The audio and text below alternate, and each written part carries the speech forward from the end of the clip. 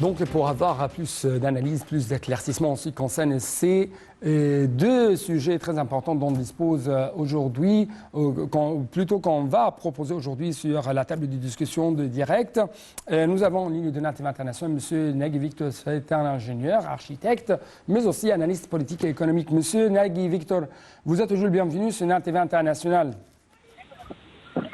Oui. Oui, merci beaucoup pour nous rejoindre à travers la ligne de NAL TV International. Est-ce que vous m'entendez? Je vous entends mal, monsieur. Répétez. Merci beaucoup pour nous rejoindre à travers la ligne de NAL TV International. Avec plaisir. Merci beaucoup. Merci beaucoup. Donc, pour commencer, comme je sais que vous êtes un ingénieur, un architecte, en fait, et donc je dois vous proposer cette question. Comment le lancement de cette stratégie nationale de propriété intellectuelle porte beaucoup de résultats fructueux pour les créateurs, pour les ingénieurs ou les architectes qui ont une sorte d'innovation dans ce monde d'ingénierie et d'architecture? Oui. Il faut savoir tout d'abord que nous sommes un pays de droit. L'Égypte, étant un pays de droit, essaye de préserver les droits de toute invention, de toute personne qui invente, que ce soit dans tous les domaines, et que ce soit réservé pour lui. Si l'on regarde, par exemple, je vais donner un petit exemple dans le domaine de l'architecture, on sait très bien le célèbre architecte Hassan Fathi. Le célèbre architecte Hassan Fathi, qui a inventé une façon de construire en Haute-Égypte et qui repose sur la construction des dômes. Et il a inventé une façon très spéciale pour construire ces dômes. Et encore la construction de ces dômes avec les matériaux locaux qu'on trouve sur place. Et donc c'était un exemple qui a fasciné le monde entier. Un exemple unique, un exemple tout à fait innovant. Oui, c'est sûr. C'est sûr parce que à El Gorna, la ville qu'il a construite, les maisons, on dirait qu'elles sont climatisées, sans utiliser des appareils d'air conditionné. Les maisons sont climatisées.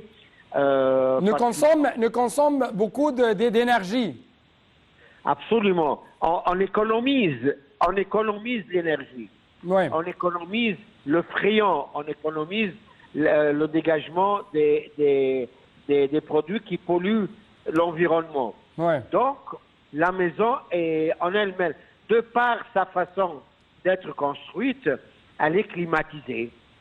Et ça lui appartient à lui, docteur Hassan Fathi. Donc, c'était génial. Oui, ça c'est l'exemple. Il y a encore un autre exemple, si vous voulez, au Brésil. Au Brésil, il y a un architecte qui a inventé la construction, encore une fois, d'une dôme, mais en la construisant par terre, au sol, en faisant un grand creux dans lequel le dôme est construit. Après, il est soulevé sur le bâtiment.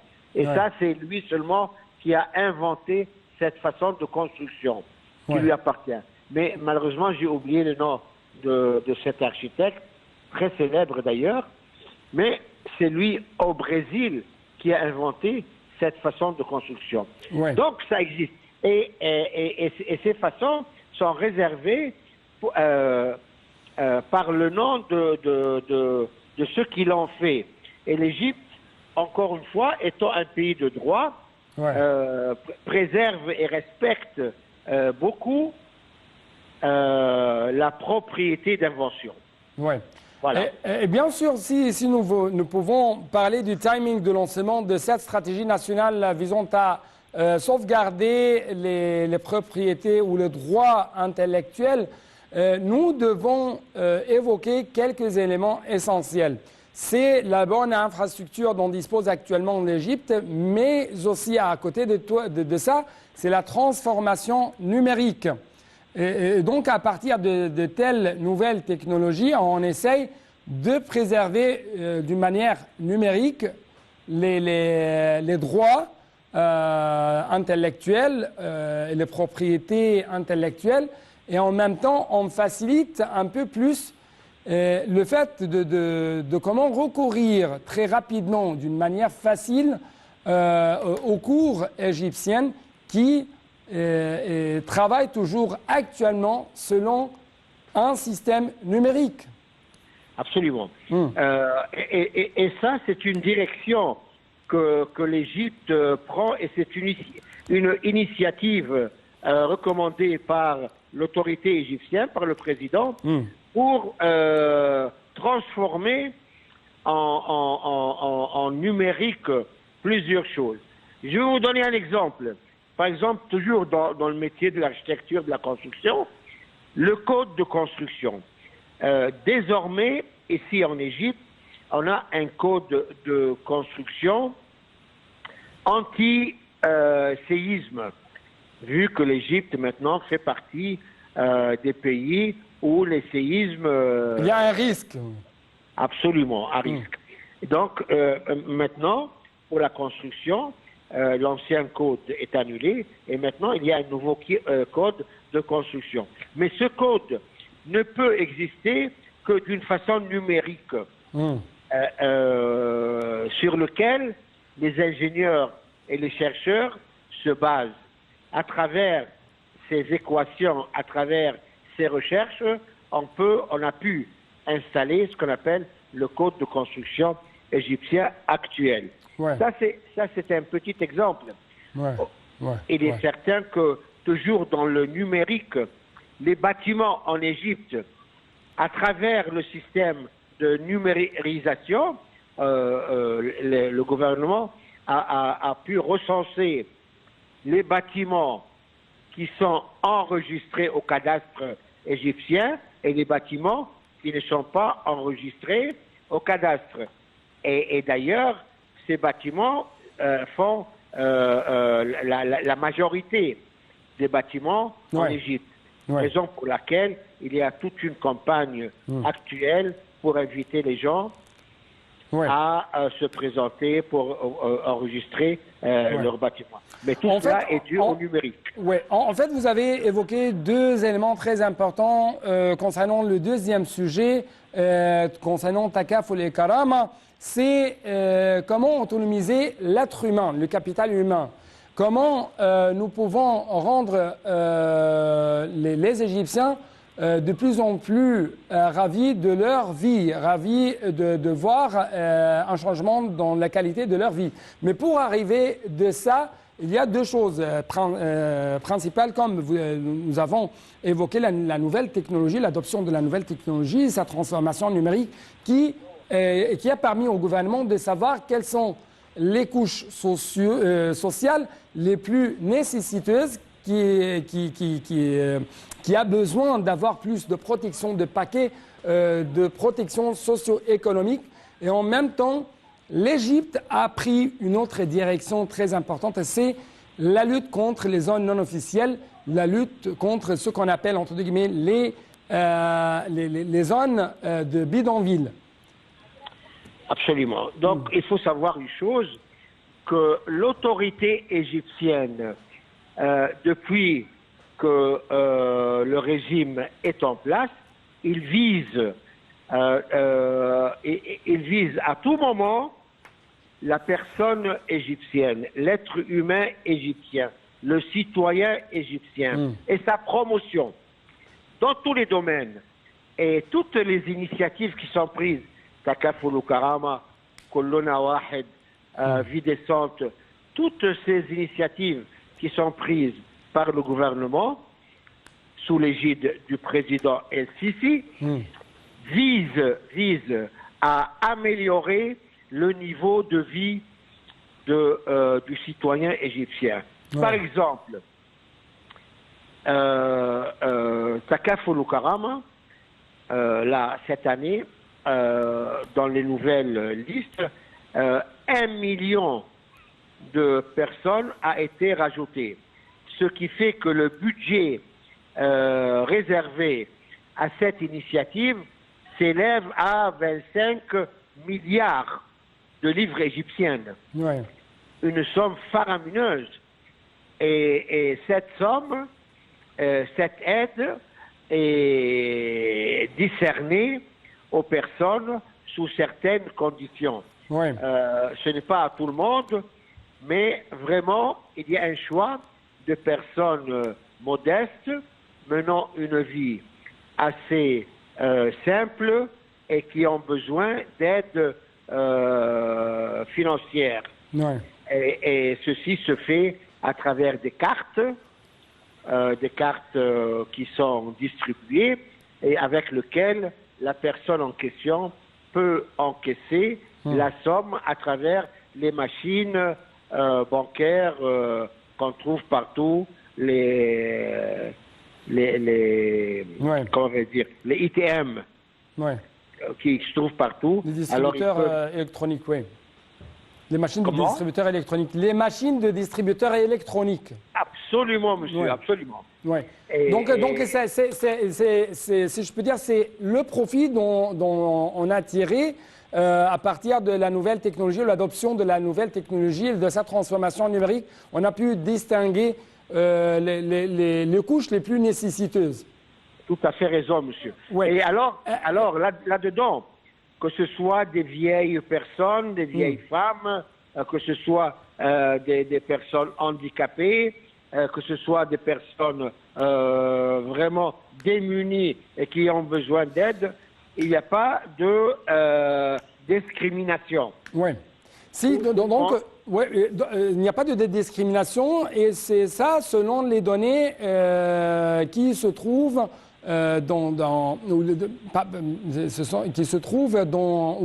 qui sont en fait proposées par de telles nouvelles technologies adoptées par l'État égyptien. Justement, l'un des éléments les plus importants qui ont distingué Takaful El Karama, c'est le fait de comment relier la scolarisation des enfants et la lutte contre la pauvreté pour ces familles ou pour leurs familles. Donc, comment vous avez vu cette dimension très importante qui vise à autonomiser de plus en plus non seulement les femmes, mais plutôt le capital humain en général? Écoutez, on le sait très bien que toute nation qui veut évoluer, avancer, grandir, il faut qu'il se repose sur deux pieds. Ouais. Un, la santé. L'autre pied, c'est l'éducation. Donc, parlant de l'éducation actuellement, l'Égypte déploie des efforts énormes dans le domaine de l'éducation, et ceci par la construction de dizaines de milliers d'écoles, je dirais, modernes actuellement, qui permet d'absorber le nombre d'enfants, d'élèves qui en ont besoin. Ça, c'est un. Ouais. Diversifier l'éducation entre écoles à enseignement normal, enseignement technique. Et ça, c'est très, très important parce que l'Égypte essaye par tous les moyens de faire avancer l'industrie. Ouais. L'industrie qui est un pilier nécessaire pour l'avancement d'un pays. Et pour que l'industrie évolue, il faut qu'il y ait une génération de personnes éduquées, formées, qui puissent prendre les postes dans l'industrie. Cela ne peut se réaliser qu'à travers les écoles techniques, les écoles qui éduquent dans tous les domaines, que ce soit filature et tissage, que ce soit métallurgie, que ce soit mécanique, électrique, et ainsi de suite.